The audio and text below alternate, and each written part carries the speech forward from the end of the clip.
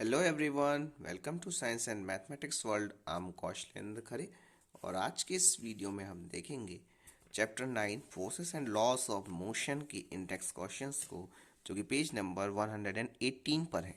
तो चलिए शुरू करते हैं। इस पहले क्वेश्चन में लिखा हुआ है, which of the following has more inertia, a rubber ball and a stone, a bicycle and a train, a 5 rupee coin and a 1 rupee coin. इसमें हमें बताना है कि किसके पास ज़्यादा इनर्शिया होगा। एक रबड़ बॉल के अंदर रहेगा, या फिर एक स्टोन के अंदर, एक बाइसिकल के अंदर रहेगा, या फिर एक ट्रेन के अंदर।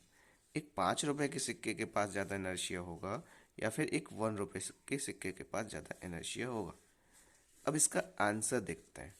इसके आंसर में जो मैंने सबसे पहले इनर्शिया की डेफिनेशन दी हुई है कि इनर्शिया आखिर होता क्या है। तो इनर्शिया क्या है, इसे देख लेते हैं। It is the measure of mass of the body. The greater is the mass of the body, the greater is the inertia. Inertia का मतलब होता है कि किसी भी बॉडी, किसी भी ऑब्जेक्ट का मास अर्थात वजन जो होता है वो कितना है, उसके अंदर उस अमाउंट का कितना मैटर भरा है, उसे हम बोलते हैं इनर्शिया। कि मतलब जिसका जितना, और इसमें जितना जिसका ज़्यादा वजन रहता है, जितना ज़्यादा मास होगा उसका, उतना ही उसका इनर्शिया भी होगा। तो अभी यहाँ पे देखते हैं। इसमें पहले वाले क्वेश्चन में हमसे पूछा था कि एक रबर बॉल है और एक स्टोन है। तो इसमें है कि जो mass of the stone is more than the mass of rubber ball. जो एक स्टोन का वजन होता है, मास होता है, वो एक रबर बॉल के वजन से ज़्यादा होता है, ऑफ द सेम साइज। और it means the inertia of stone is greater than rubber ball. इसका मतलब होगा कि जो आपका एक स्टोन का इनर्शिया होगा वो ज़्यादा होगा एक रबर बॉल के इनर्शिया से। अब बी नंबर का देख लेते हैं। बी नंबर में हमसे पूछा था एक बाइसिकल है और एक ट्रेन है। तो इसमें हमें ऑब्वियसली समझ में आ रहा है कि जो ट्रेन है, ट्रेन का जो मास है वो एक उससे, एक बाइसिकल से तो ज़्यादा ही होगा। इसीलिए ट्रेन के पास ज़्यादा इनर्शिया होगा। इसमें कह रहे हैं mass of train is more than the mass of bicycle, has inertia of a train is greater than that of bicycle. इसीलिए देखो, जो ट्रेन का जो वजन है वो ज़्यादा है किससे, बाइसिकल से। इसीलिए जो इनर्शिया होगा ट्रेन का वो ज़्यादा होगा बाइसिकल से। अब हमें पूछा था कि 5 रुपए का सिक्का है और एक 1 रुपए का सिक्का है, किसमें किसका इनर्शिया ज़्यादा होगा। तो आपको पता है कि भाई 5 रुपए का सिक्का जो होता है वो ज़्यादा वजनी होता है 1 रुपए के सिक्के से। Mass of 5 rupee coin more than mass of 1 rupee coin, hence 5 rupee coin have greater inertia. इसीलिए 5 रुपए का जो सिक्का है ना, उसके पास ज़्यादा इनर्शिया होगा। अब ये तो हमारे क्वेश्चन फर्स्ट हो गया। अब सेकंड क्वेश्चन पे चलते हैं। सेकंड क्वेश्चन में लिखा हुआ है, इन द फॉलोइंग एग्जाम्पल, इस फॉलोइंग एग्जाम्पल दिया है, try to identify the number of times the velocity of a ball changes. अब इसमें हमें ये बताना है कि कितनी बार जो वेलोसिटी है किसी बॉल की वो चेंज हुई है। अब इसमें पहले क्वेश्चन में पहला इसमें दिया है कि अ फुटबॉल प्लेयर किक्स अ फुटबॉल। एक फुटबॉल प्लेयर है, वो फुटबॉल को किक करता है, माने फुटबॉल पे पैर मारता है। तो उससे क्या होता है कि टू अनादर प्लेयर, तो वो अनादर प्लेयर पे पहुंच जाती है of his team who kicks the football towards the goal. पहले एक बार फुटबॉल प्लेयर ने फुटबॉल को किक किया अपने प्लेयर के पास, उस प्लेयर ने उसे गोल की तरफ किक किया। गोलकीपर ने, the goalkeeper of opposite team collects the football, उसने उस फुटबॉल को कलेक्ट कर लिया, पकड़ लिया, and kicks it towards a player of his own team. और फिर उसने अपने टीम के व्यक्ति पर के पास उसे भेजा। अब वो कह रहे हैं कि बताओ इसमें कितनी बार वेलोसिटी जो है वो चेंज हुई। तो इसमें हम देख लेते हैं। इसका आंसर है कि जो the velocity of football changes 4 times. यहाँ पे जो वेलोसिटी है ना वो 4 बार चेंजेस हुई। अब 4 बार कैसे चेंज हुई, तो 4 बार ऐसे देख लीजिए यहाँ पर। ये देखिए, पहली बार में कैसे चेंज हुई, first when a football player kicks the football. जब फुटबॉल प्लेयर फुटबॉल को किक करता है तो to the player of his own team, अपनी टीम के प्लेयर के पास। सेकंड में क्या होता है, जब प्लेयर दूसरा प्लेयर था वो जो उसने किक किया फुटबॉल को तो गोलकीपर के पास। और थर्ड कब हुआ कि जब गोलकीपर उसे क्या है उस स्टॉप करता है फुटबॉल को। जब गोलकीपर स्टॉप्स करता है उसे तो भी एक वो हो जाएगा। और उसके बाद क्या होता है कि और थर्ड नंबर का देखते हैं।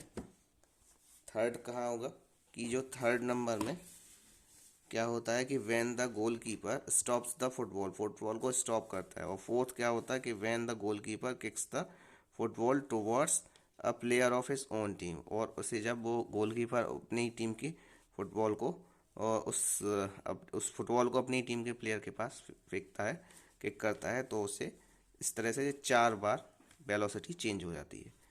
अब agent supplying of the force ये देखते हैं। तो पहले केस में क्या होता है फर्स्ट प्लेयर है, सेकंड केस में सेकंड प्लेयर है, थर्ड केस में गोलकीपर हो गया, और फोर्थ केस में क्या है कि गोलकीपर ही है जो फिर से फेंक रहा है।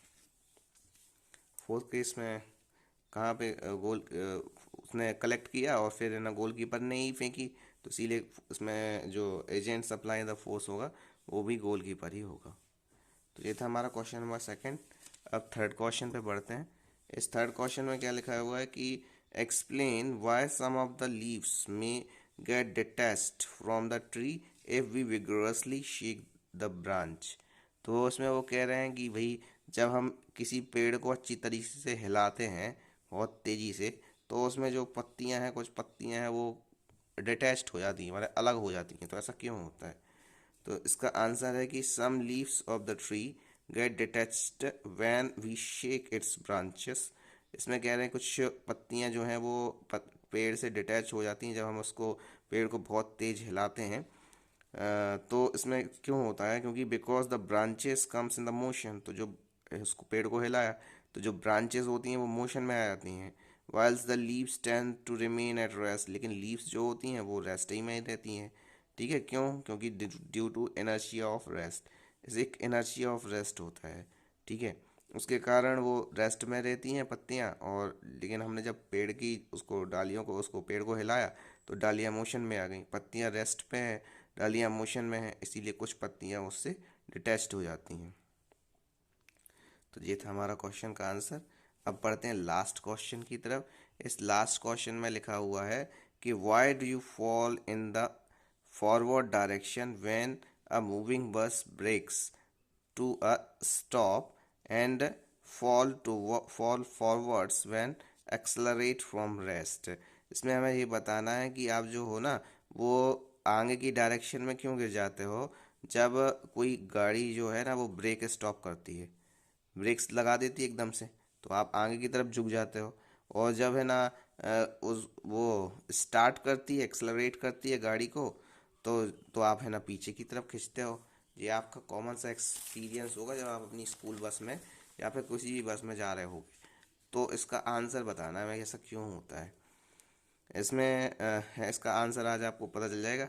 इसके आंसर का है कि इन द मूविंग बस, जब बस मूव होती है, a passenger moves with the bus, और पैसेंजर जो होता है ना वो भी बस के साथ मूव करता है। ठीक है, ड्यू टू इनर्शिया, क्योंकि इनर्शिया के कारण होता है। हाँ, मतलब इनर्शिया क्या होता है? मास ऑफ द बॉडी ये होता है।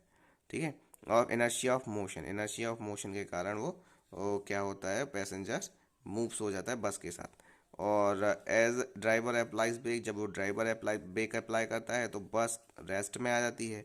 लेकिन जो पैसेंजर है वो tries to maintain to inertia, लेकिन वो अपना इनर्शिया मेंटेन करने की कोशिश करता है, इनर्शिया ऑफ मोशन।